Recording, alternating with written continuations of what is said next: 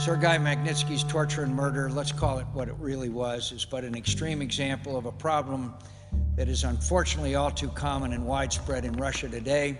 And here's a person whose only crime was to bring to the proper attention of officials corruption, public corruption within Russia.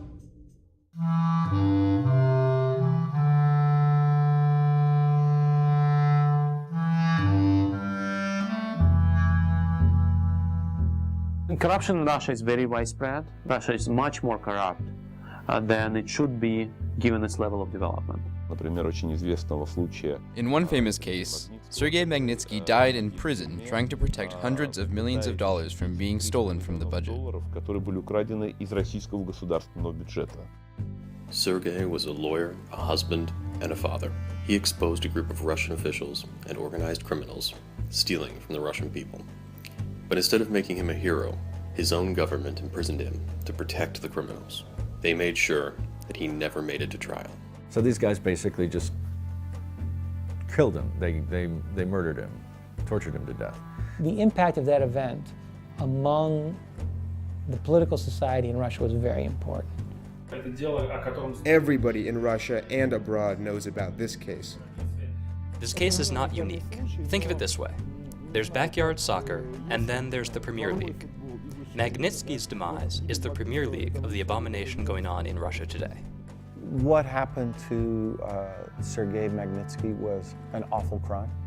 There's no other way to describe it. Those that are accountable for that, had something to do with that, should be punished.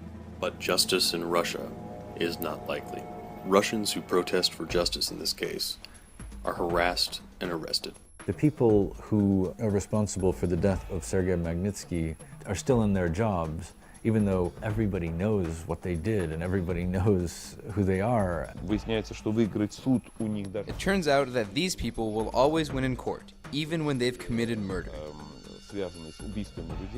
In fact, the government has promoted them and has begun to prosecute Sergei Magnitsky again, despite the fact that he's been dead since 2009.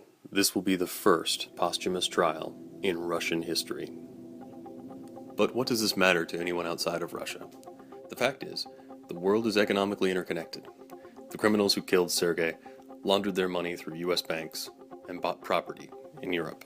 Success depends upon economies that function within the rule of law. That's not an American idea or a Russian idea. That's how people and countries will succeed in the 21st century. If we can't punish the murderers here, let someone else punish them. It's time for us to take action, and that's why we have introduced this legislation. This legislation will provide some encouragement to people who in Russia now, in some cases, have lost almost all hope because of the corruption of the judicial system. Other countries are considering action as well. The European Union, Sweden, the Netherlands, Canada, and the United Kingdom.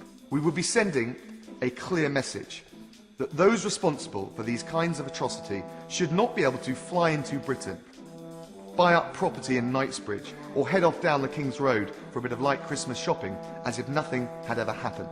And it's actually quite a powerful bill. It talks about asset freezes. I mean, it's basically treating these guys as though they're Iranian Revolutionary Guards. But what do Russians think of the law? Russian officials always said that if you implement sanctions against corrupted bureaucrats, you implement sanctions against Russia. This is not true. Punishing corrupt Russian officials is good for the Russian people. The fact that they feel invincible is hurting Russia. In the end, it hurts Russia's national interests. В конечном счете это вредит национальным интересам нашей страны. Я считаю, что это не нужно расценивать как... I believe this should not be seen as an anti-Russia bill. It is important, needed, needs to be discussed because for these Russian bureaucrats, the possibility that their money will be illegitimate in the West is the scariest thing in the world. It's not pro-West and anti-Russia. The people who say that are themselves pro-West and anti-Russia. They steal money and kill Russian citizens in Russia and then invest their money abroad. First, they wouldn't be able to travel abroad. Second, they wouldn't have bank accounts there. Third, their children wouldn't be able to go to school abroad. This would have a tremendous psychological impact. Имеет огромное психологическое значение. Почему? Потому что whoever is the president, whoever is the foreign minister, whoever is the prime minister in Russia, everywhere he goes, at every press conference, journalists are going to ask him about this law, about this list. По поводу этого списка, по поводу этого закона. Magnitsky law takes a lot of influence on the ordinary, average decision makers and bureaucrats within the system. Because previously they didn't fear any kind of potential justice. Even the possibility of getting on that list is a good enough deterrent to prevent a lot of people committing certain crimes. For many Russian corrupt officials, this would be very, very painful. Если наши коррумпированные... If our corrupt officials, especially law enforcement, realize that this is going to come back on them and that they'll be branded for life, they're going to be more careful. то они будут более осторожны. Совершенно точно, что... There's no doubt one way or the other. Sooner or later, the Magnitsky Act will get results. So if you're going to go after these guys, you have to use not tanks, but banks.